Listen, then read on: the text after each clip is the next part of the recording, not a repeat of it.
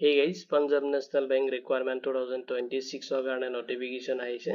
যত আপুনি apply কৰিব পাৰিব apprentice post ৰ কাৰণে আহিছে notification টো যদি আপুনি interested হয় এটো ভিডিওত আপুনি চেক কৰিব পাৰিব যেটো requirement আহিছে requirement overview খিনি লগতে vacancy details আৰু vacancy খিনিত আপুনি apply কৰোতে কি কি eligibility criteria আপুনি follow কৰিব লাগিব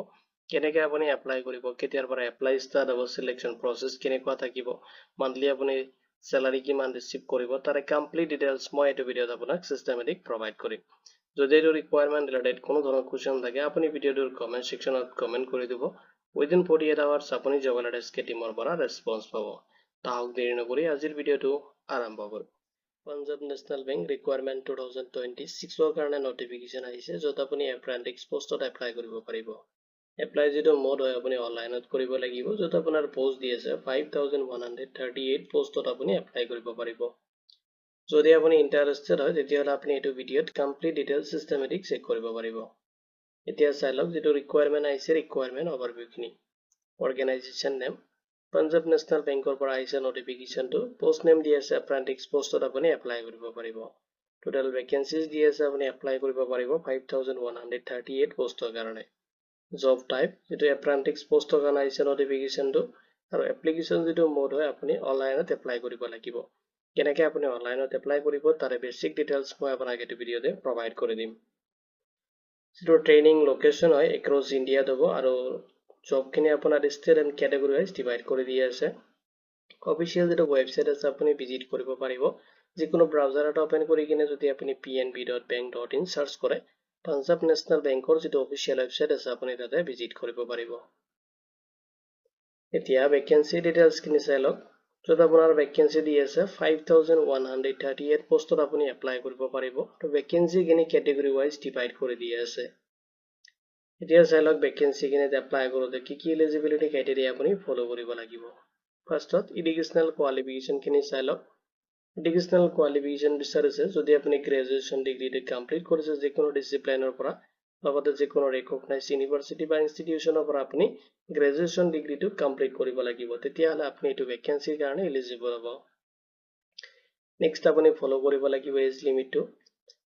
এজ যেটো লিমিট দি আছে মিনিমাম যেটো এজ বিচাৰিছে যদি আপোনাৰ 20 ইয়াৰ্স হৈছে তেতিয়াহলে আপুনি এপ্লাই কাৰণে এলিজিবল হ'ব আৰু মেক্সিমাম আপুনি 28 ইয়াৰ্স লৈকে এপ্লাই কৰিব পাৰিব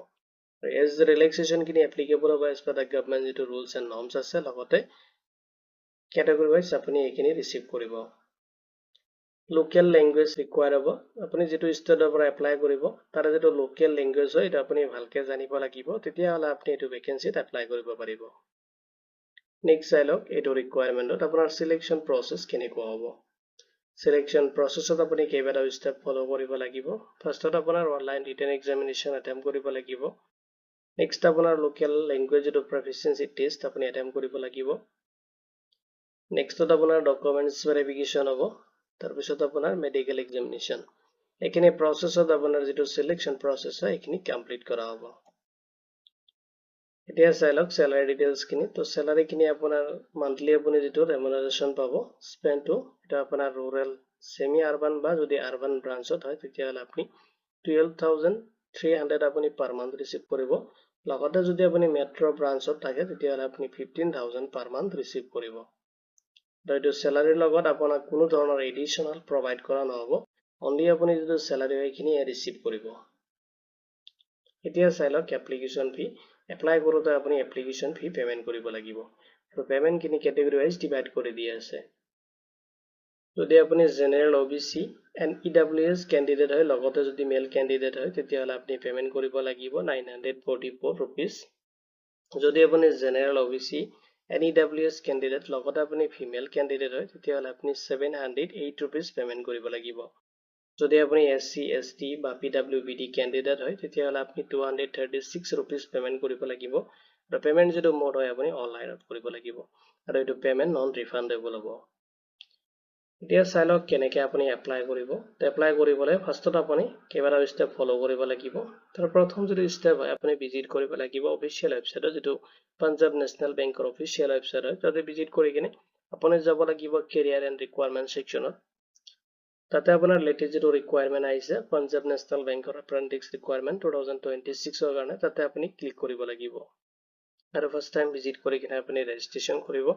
লগতে আপুনি এপ্লিকেশ্যন ফৰ্মটো ওপেন কৰি কিনে আপোনাৰ এপ্লিকেশ্যন ফৰ্মটো ফিল আপ কৰিব নেক্সট আপুনি আপলোড কৰিব ৰিকুৱাৰমেণ্ট ডকুমেণ্টছখিনি লগতে আপোনাৰ ফটো চিগনেচাৰখিনি যিটো ফৰ্মেট তাতে দি আছে সেইটো হিচাপত আপুনি আপলোড কৰিব নেক্সট আপোনাৰ কেটেগৰী ৱাইজ যিটো পেমেণ্ট দি আছে এপ্লিকেশ্যন ফিখিনি আপুনি পেমেণ্ট কৰি দিব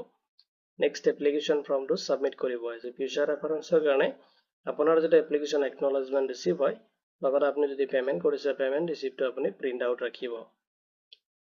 এতিয়া ইম্পৰ্টেন্ট ডেটস কিনি চাই লওক অফিচিয়েল যেটো নোটিফিকেশন এটো ৰিলিজ কৰি দিছে ফেব্ৰুৱাৰী 2026 ত আৰু এপ্লাই ষ্টাৰ্ট হ'ব আপোনাৰ 8 ফেব্ৰুৱাৰী 2026 ৰ পৰা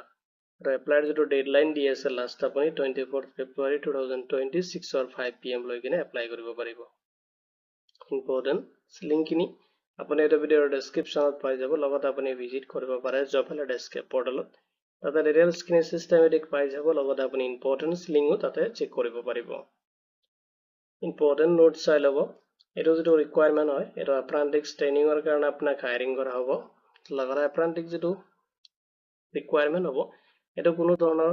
পাঞ্জাব নেশনাল বেংকে গ্যাৰান্টি নিদিয়ে যে আপোনাক পাৰ্মানেন্ট এমপ্লয়ি আপোনাক নিব বুলি আৰু লগতে আপোনাৰ যেটো ষ্টেট হয় আপুনি যেটো ষ্টেটৰ পৰা এপ্লাই কৰিব এটা ষ্টেটৰ পৰা আপুনি এবাৰহে এপ্লাই কৰিব পাৰিব বেলেগ ষ্টেটত আপুনি একেলগে এপ্লাই কৰিব নোৱাৰিব লগতে আপুনি যদি ইনফৰমেশন ফিল আপ কৰোতে কোনো ধৰণৰ ফলছ ইনফৰমেশন আপুনি তাতে মানে ফিল আপ কৰি দিয়ে তেতিয়া হলে আপোনাৰ যেটো এপ্লিকেশন ফৰ্ম হয় সেইটো হিচাপত আপোনাক ডিসকোয়ালিফাইড কৰা হ'ব এটো ৰিকুৱাৰমেন্ট ৰিলেটেড কোনো ধৰণৰ কোৱেশ্চন থাকিলে আপুনি এটো ভিডিওৰ কমেন্ট সেকশনত কমেন্ট কৰি দিব উইদিন 48 আৱাৰ্ছ আপুনি জব এলাৰ্টছ টিমৰ পৰা ৰেসপন্স পাব ভিডিওটো চোৱাৰ বাবে ধন্যবাদ দি কিনে আজিৰ ভিডিও মই ইমানতে সামৰিছো